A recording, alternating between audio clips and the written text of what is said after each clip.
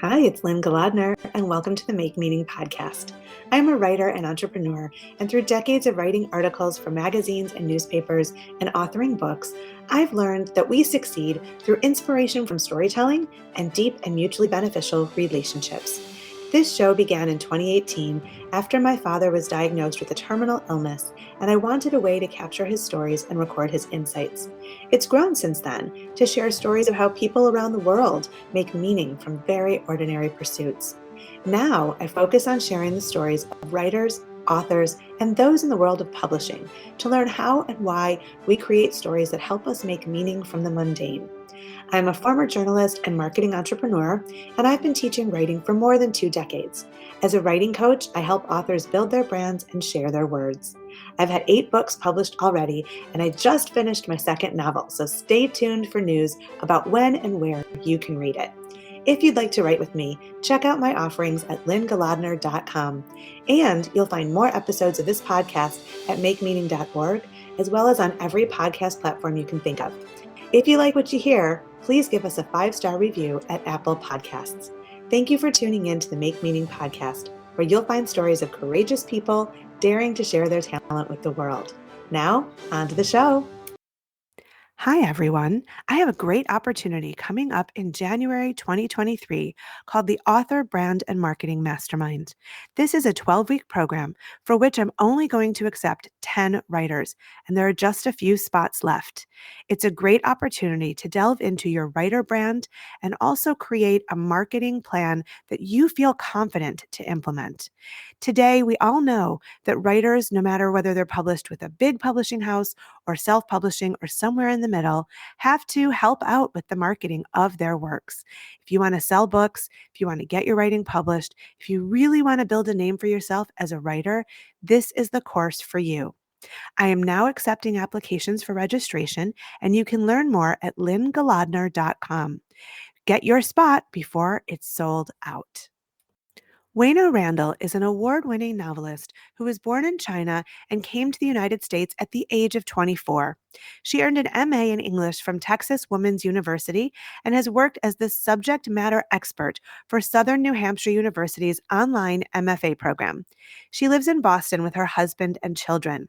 Today, I speak with Weina on the Make Meaning podcast about her career as a novelist, which includes a historical duology about Zetian, China's only female emperor, and the gorgeous novel, The Last Rose of Shanghai, a love story during World War II that connects Shanghai's community of Jewish refugees with its local Chinese aristocracy.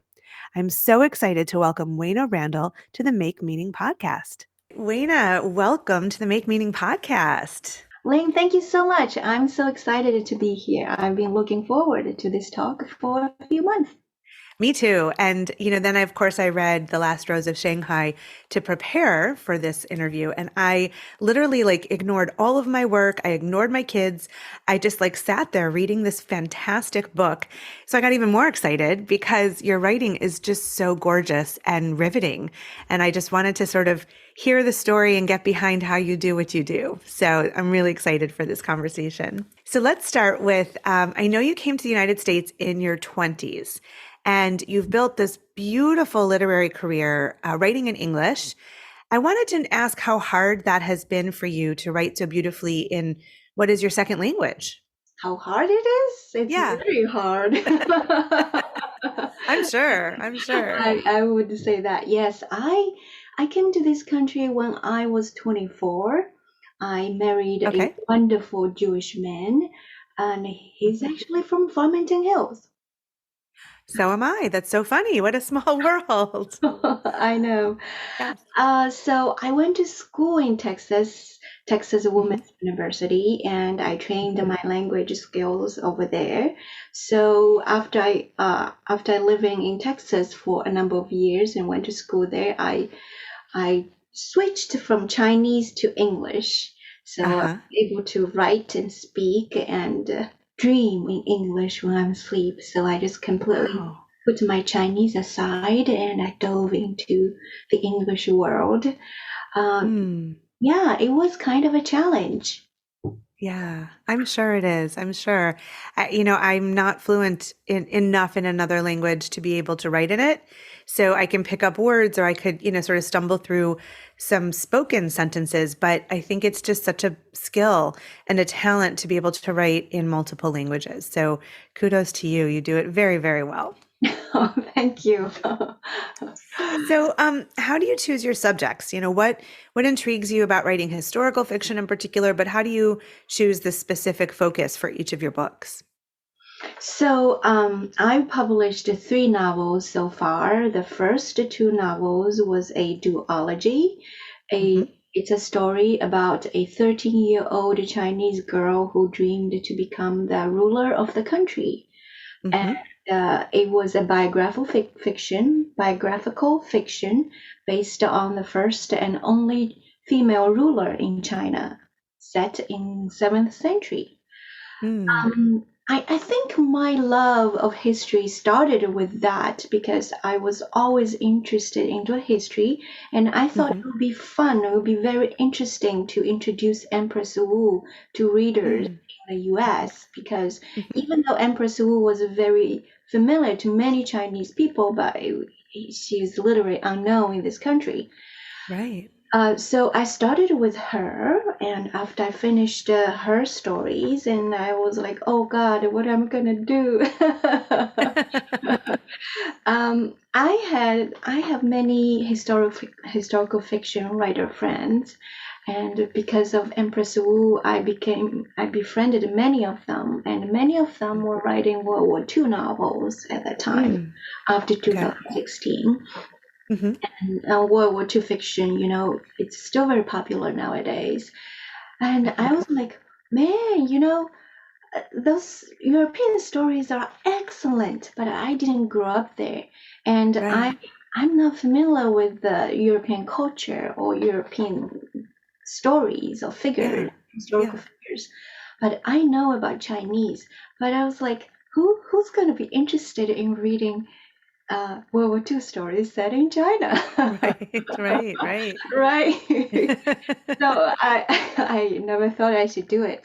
But then one time a friend, I was in Dallas then, and Hmm. she heard that my family is Jewish, my husband is Jewish. Hmm. She heard that I was gonna give a bar mitzvah to my daughter, and she's like, Mm. "Oh my God, Weina, your family is Jewish.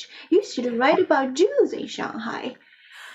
Wow. And you didn't know that there was a Jewish community there during World War I II? No? knew it, like Yeah. knew a little bit, but I was like, I was in China and there was Jews, and how could I write from like Jews' perspective, right? I Yeah. was very intimidated. I never thought I would write stories like that.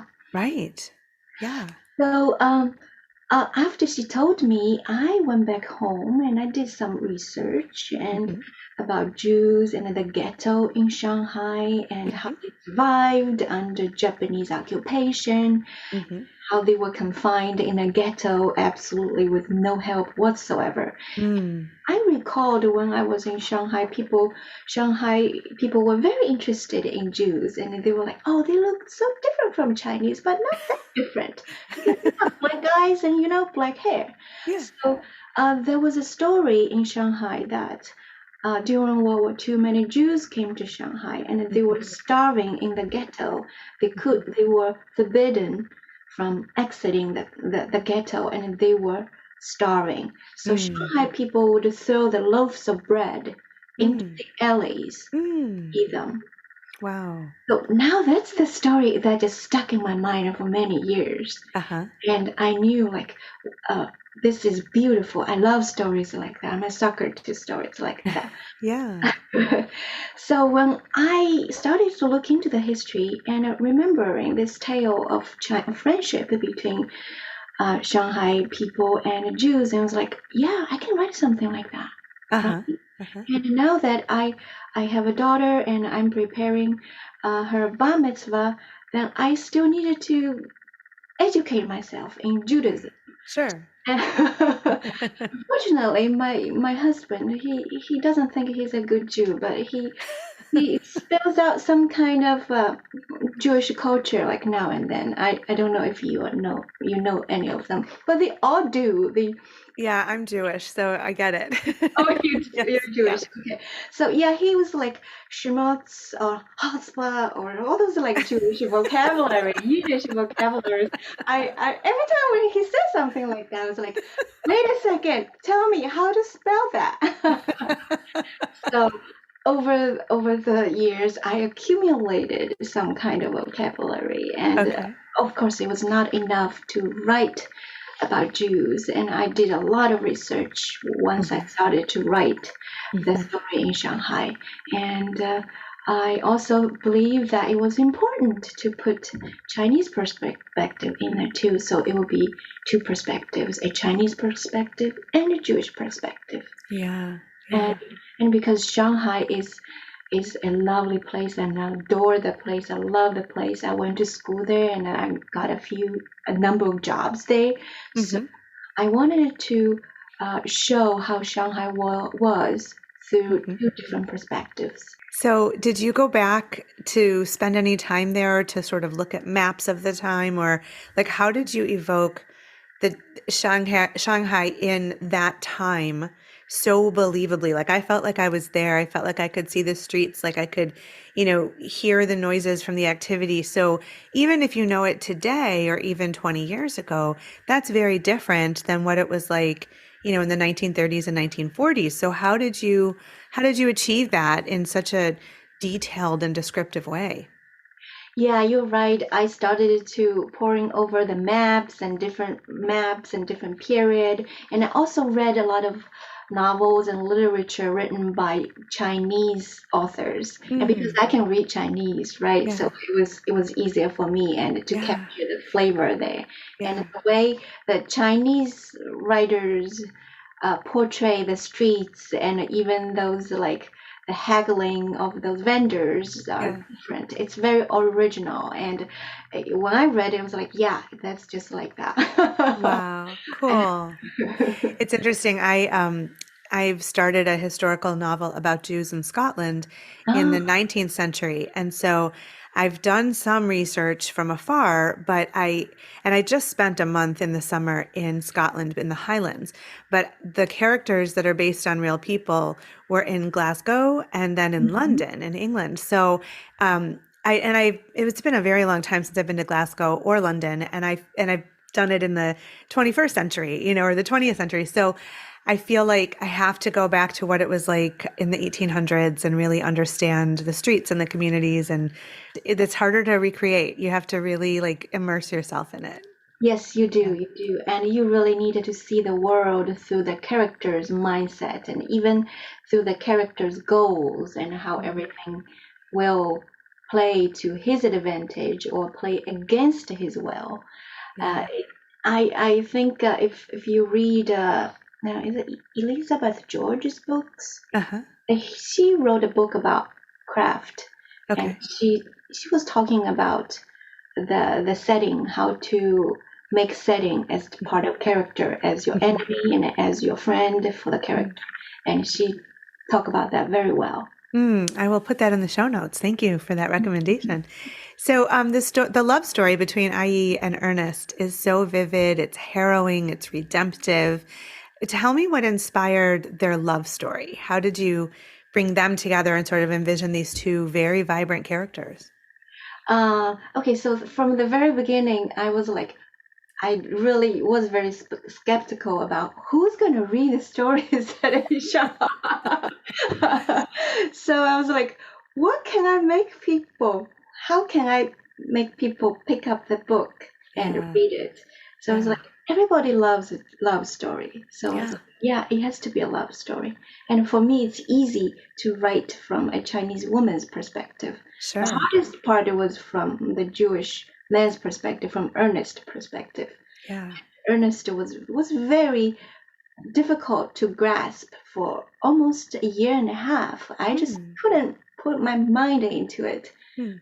So, like I had four revisions, and finally, earnestly just like whoosh, just swept into my mind. I was like, oh my God, I can really feel him. His mistake, but his ignorance, but his kindness and his boldness, is everything just went together. That's so nice. As a teacher of writing, what are the most important lessons that you convey to your students and that, aspiring writers need to know and believe? People often ask me what kind of advice you have for aspiring writers, right? Mm-hmm. Yeah. For me, it's because I started writing as a mother, and I had like two babies to take care of when I started to write. For me, it was very important to carve out a period of time in your day. You have so many work to do, and play dates, lunch dates, and house and with job and everything. You can really get sidetracked easily, but just set firm like 1 hour or 30 minutes or 10 minutes in your day and sit down and write. During that period of time, you just make sure this is your time, and you will not answer your phone calls from your mother-in-law or your sisters, and you just write. And do it every day for months and years. Because for me, it's very important to understand being a novelist really it is a lifestyle. Yeah. Not something that a hobby you pick up and then drop and pick up and then leave, forget about it. Because if you forget about it, your manuscript, your characters will forget about you too, and then will leave you. Yes. And then years passed, 5 years passed, and you are still an aspiring writer. Yeah. So it's important to stick to your goal and write. But it's also important to understand that writing is an art and publishing is a business. Let's say that again. I love that distinction. So writing is an art and publishing is a business. So tell me more about that. Yes, many writers, including myself, I resent the idea. I was like, why? I just want to write. Yes. I don't care about business. Yeah. But it doesn't work that way, because once your book is published, it's not yours anymore. It's a collaborative effort of your editor, your agent, the publishing house, the marketing team, the publicist, and it's not just about you anymore. It's about the book. It's always about the book's performance. Of course, it's your future, but it's about the book's performance, the sales and the reviews and all kind of stuff. This part of writer's life is very distracting and very challenging for any writers at the beginning.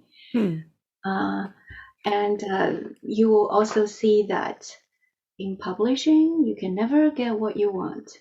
And this is upsetting to know too. I'm so sorry to tell you the bad news. But there was always good news because if you are passionate about writing, about your book, be happy about what you are doing. And this will bring you happiness that will keep you going, and you will keep writing. So tell me then about your journey to finding an agent and a publisher and how that has come out for you.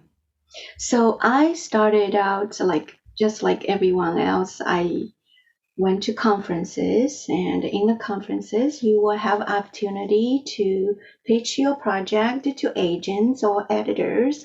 And after that, agents or editors will say, hey, I like your concept, send me a few pages, 10 pages, 50 pages. Or if somebody said, send me a whole manuscript, my heart will be like pounding. Oh my God, she's really interested in it. So I'll just go home and send it to her immediately. But I received 82 rejection letters for my first novel. Okay. 4 years. Oh my gosh. So just to let you know, hey, this is a long journey. You have this excitement of request of manuscript, and then you have this heartbreaking moment of rejection. It can keep going and make you feel like, oh, I'm losing my hope. It can be very hard, but that's what I did. And then eventually one agent made a connection with me, and she recommended me to her junior agent. And then we signed the deal and sold the book, and that's it. Wow. And you've had the same agent, same publisher for all of your books then? uh, like I said, Lynn, earlier, publishing's a business. It's never that simple. Okay. Okay. I parted away with the agent and signed up with another agent, and the other Mhm. agent pitched my books to other publishers, and Amazon's Lake Union made an offer for The Last Rose of Shanghai and The Night Angels, which will come out next year. Mm. So yeah, Okay. this is Great. going on now. Awesome. Awesome. So tell me a little bit about your writing practice. Like, how often do you write? How do you plan out your novels? How much of your time is devoted to the business of your books versus writing them? Okay, so usually I would just like spend all day writing. When I'm writing, I don't know what's going on. I forget about my kids' fencing lesson and I got karate mixed up with something else. I usually spend like 6 hours a day writing Okay. for like 3 months. Hmm. And they would be just eating food from the freezer. So after that, I will put it down and I will start to think about how to revise and take a break. And then I go back there and then revise again and go back there and revise again. And you write 5 days a week, 7 days a week? How does that work? I do it every day. So Every for day. me, the beautiful thing is every day is a Monday. Yeah, I think when you really are doing something you enjoy, Hmm. Saturday and Sunday are terrible days because you know, right? Yes. Yes. So Monday and Tuesday they're beautiful because kids are out. Now, do you have to spend any of your time devoted to the business of your books, like giving talks or doing any of the marketing, or I don't know, like traveling to do some events for the book, or any of that? Yeah, with the Last Rose of Shanghai, I'm thrilled with the great reception. I do Hmm. have a lot of talks and Hmm. person Hmm. events coming up. They are usually in the end of September to December. So Okay. yeah, it would be very difficult to write when I'm going out and talk to people because Sure. talking scrambles my mind and I can't write when I'm talking. Yeah. Yeah. So it's all about control. Like, okay, I look at my calendar and I see, okay, I have an event. I have this podcast with a link on Friday, but I don't have an event on Thursday. So I will write on Thursday. I'm from morning to evening to midnight, and then Hmm. in the morning I will get ready for your talk, and I don't write, and then at night I will start to write again. Hmm.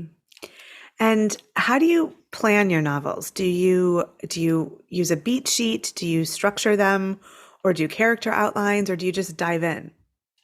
Oh, I don't dive in because I got nothing if I just dive in researching. First, I will have to have a very good concept. So many people in Hollywood, they call it high concept for your Hmm. novel. But for me, it has to be in a very interesting concept. So Hmm. it will intrigue me, make me excited, and then I will Hmm. write, and then I will look into the part of history. For Hmm. me, I would do some research first and figured out the historical events and Hmm. figured out how my characters would do and what the plot would be Hmm. because it's very important for me to see the ending. When I have the ending, I can go back like, and if I don't see the ending, I was like, okay, where's it gonna go? I don't know. Well, I have to tell you, I did not see the ending coming until shortly before in The Last Rose of Oh. Shanghai.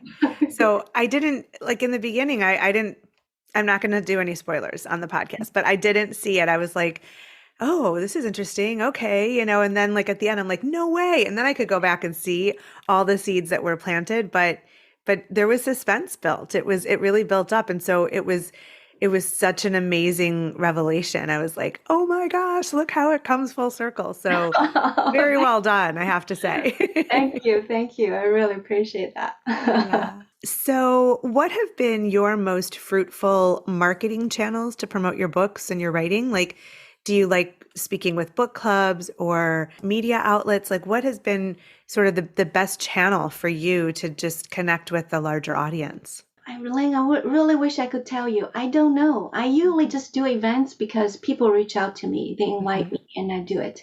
I don't have a publicist for the Last Rose of Shanghai. The publisher didn't assign me one. Okay. So I don't think I did a good job with the marketing at all. I really don't. Yeah. Really? Because Okay. like the event with your talk, it was arranged. We were connected by our cousin, and Yes. all those other events, like in-person events in Houston, in New Jersey, and Pennsylvania, they were arranged by Jewish Book Council. Yeah. So I really don't know. I'm not good at marketing either. I mean, like I'm just a writer.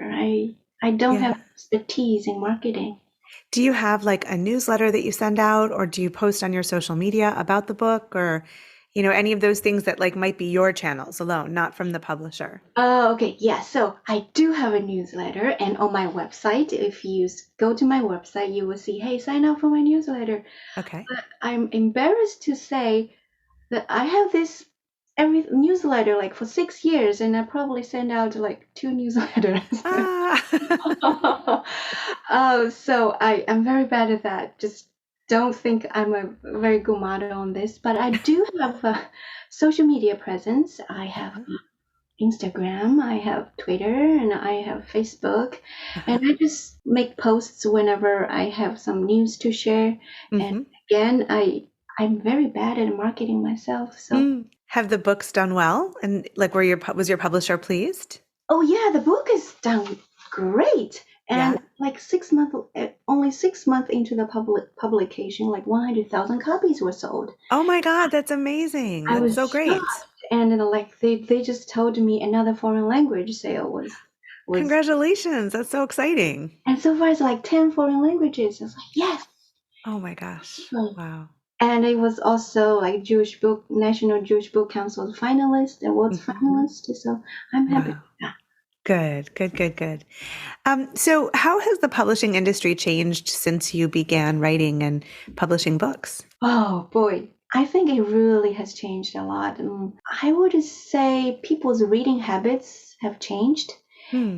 Even some like avid readers are shifting towards Netflix and Hmm. other shows. There Yeah. are fewer readers available, and the Okay. more writers are doing marketing on their own Okay. because they are pressured by the sales, they're pressured by themselves or the peers, Hmm. and more people are going out to social media, and it's kind of norm for writers to be on social media and to Yeah. have a media platform. Yeah. So yeah, Wow. and this was like unthinkable 20 years ago. You could never imagine that. Right.